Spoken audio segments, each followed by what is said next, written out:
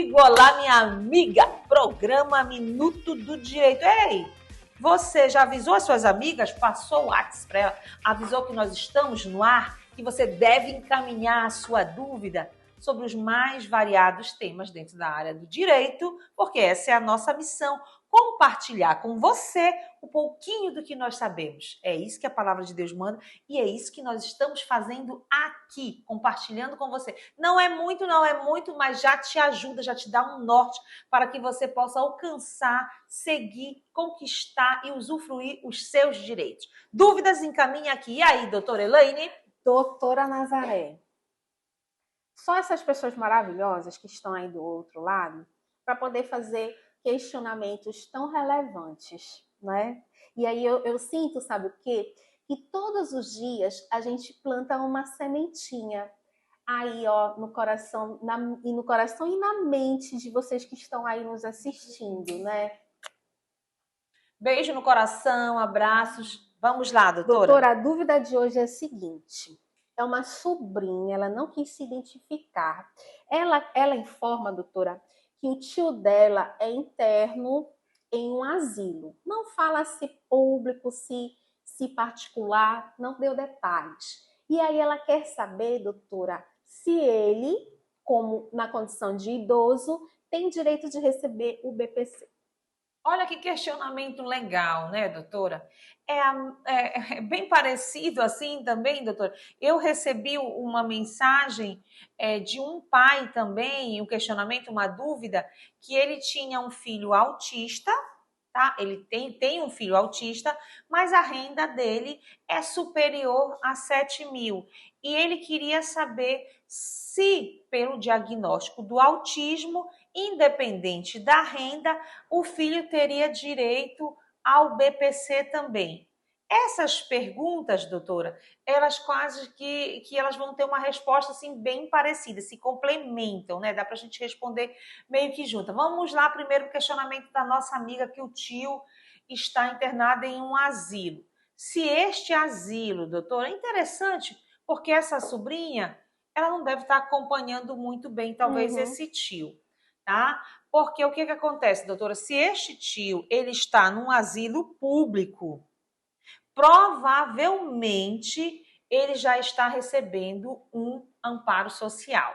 Se ele não tem condições, se a família não tem, se para ele estar no asilo público, provavelmente ele já preencheu ali os requisitos necessários, que é a renda familiar, 1/4 do salário mínimo. Provavelmente ele não tem nem ninguém, porque essa sobrinha que está questionando, tá? Ele não deve ter nenhum filho ou parentes próximos dele que pudesse dar esse apoio. Então, ele está ali no asilo. Se for um asilo público, minha querida, provavelmente ele já esteja até recebendo, o asilo já está até recebendo, que este valor, doutora, eles usam o asilo, usa esse valor justamente para poder ajudar na sobrevivência deste idoso, na manutenção, porque precisa de fraldas, precisa de medicamentos, alimentação, enfim, precisa de um suporte bem grande. E mesmo o asilo, às vezes ele recebe muitas doações, tem ajuda governamental, enfim, mesmo assim tem esse valor que o idoso ele faz jus, sim, e provavelmente ele já está recebendo. Agora, se este idoso ele está internado em um asilo particular, né, doutora? Aí já vai mudar completamente. Por quê? Porque, de repente, ele não vai preencher os requisitos necessários. Os requisitos básicos necessários para fazer jus a este benefício, certo?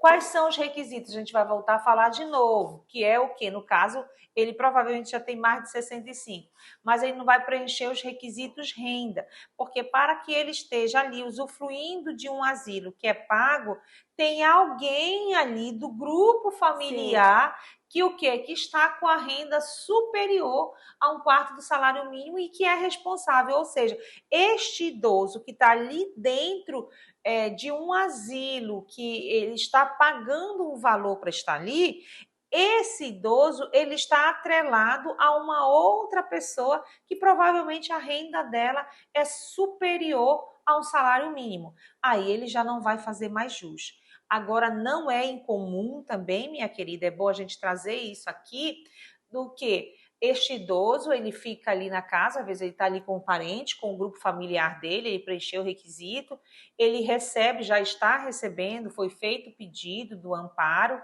ele está recebendo o BPC, e aí a família mesmo resolve, com este valor, pagar ali o asilo. E este idoso já tem esse valor revertido em prol do asilo para que ele possa sobreviver ali.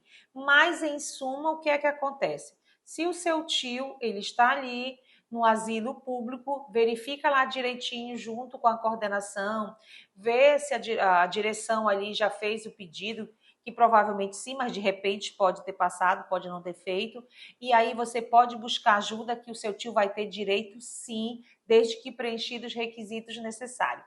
E quanto a outra dúvida, doutora, do nosso paizinho que estava querendo saber lá do filho, que é autista, infelizmente ele não vai ter direito ao BPC, tá? Vai ter direito a outras coisas que você não questionou, mas que deixou bem claro que ele queria saber em relação ao BPC. Então, provavelmente ele sabe que tem direito a vaga especial, que tem direito a desconto na compra de veículo, imposto de renda, enfim, tem outros inúmeros direitos, mas ele não vai ter direito ao BPC. Por quê? Porque a sua renda de 7 mil, ele exclui ele do cálculo, tá? Que a renda é inferior a um quarto do salário mínimo.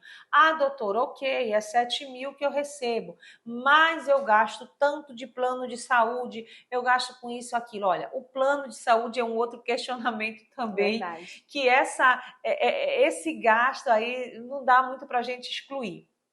Certo? Exatamente. Ele não vai se enquadrar, não vai fazer jus ao amparo social, não, o BPC deficiente, certo? Infelizmente, porque deveria ser pela Infelizmente. deficiência. Eu acho também um pouco injusto, doutora. Eu acho um pouco injusto porque muitas vezes a gente vê as pessoas até tendo que se desdobrar, Verdade. fazer outras coisas que não deveriam para aquela pessoa ter esse direito e, puxa vida, deveria abarcar todos sim, mas não é incorreto também, porque senão a Previdência não teria É condições. verdade, Nós doutora. temos que ser bem realista. Então, essa família, com esse valor de 7 mil reais, ela tem condições de cuidar, tá, dessa pessoa, de suprir a necessidade desse autista. Ok? Doutora, me permita fazer um adendo, Ah, com duas certeza, claro. curiosidades. Duas curiosidades que eu acho bastante pertinentes a esse tema, doutora. Todo ano a minha família ajuda um asilo, no caso, asilos públicos, certo? Então, eu posso lhe falar, doutora, que este idoso só sai, só vai para asilo ou se ele estiver em condição de rua ou se não tiver familiares próximos. É a única forma que o Estado pega esse idoso e vai tutelar, tá? Lá dentro, doutora, eu até convido vocês que estão aí nos assistindo, é muito interessante que vocês possam fazer uma visita, porque eles são pessoas extremamente amáveis e adoram conversar, contar as histórias, compartilhar suas experiências de vida. Então, se você tiver um tempinho disponível, procure um asilo, vá lá conversar, ver uma história, saber, conhecer, sabe? É muito importante, porque as pessoas se sentem sós e nós não nascemos para viver sozinhos, tá? Então, lá dentro, doutora, tem advogados, tem assistente social, tem nutricionista, tem psicólogos, todos à disposição dessas pessoas. E eles só vão para a tutela do Estado se estiverem ou em condição de rua ou se não estiverem parentes próximos. Existe uma outra possibilidade que eu pude presenciar também: condição de maus tratos. E nesse caso, era uma senhorinha até muito bem de situação.